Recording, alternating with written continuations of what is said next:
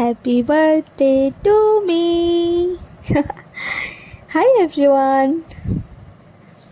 তো প্রথমেই তোমাদের সবাইকে অনেক অনেক অনেক ধন্যবাদ জানাই এত শুভেচ্ছা ভালোবাসা দেওয়ার জন্য আমার জন্মদিনে। তো তারপর বলবো সব কিছু আজকে ডিটেলস। তোমরা অনেকেই জানতে চেয়েছো যে জায়গাটা কোথায়, কিভাবে সেলিব্রেট করলাম, আগে কিভাবে বুকিং করতে হয়, সব কিছুই।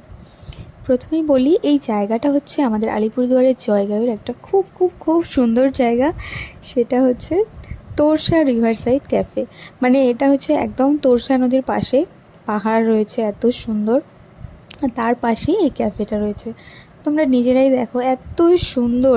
এখানে আমি আগেও অনেকবার গেছিলাম, কিন্তু যতবারই যাই না কেন এই জায়গাটার সৌন্দর্যই আলাদা।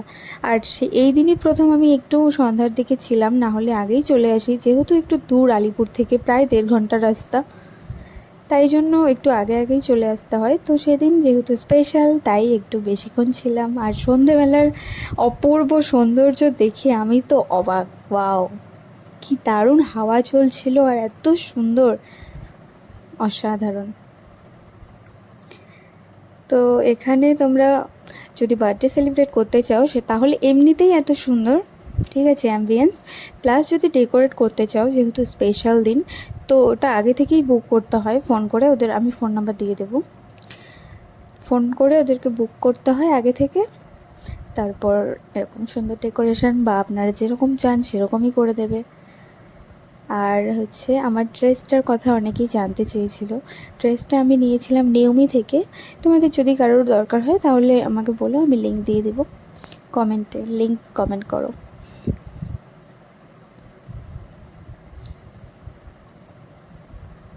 প্রথমবার এত সুন্দর করে আমার বার্থডে সেলিব্রেট হলো, ঠিক আছে, ফার্স্ট টাইম, তাও এত সুন্দর জায়গায়, আমি তো খুব খুশি হয়েছি। আর এইখানকার খাওয়া দাওয়াও ভীষণ ভালো।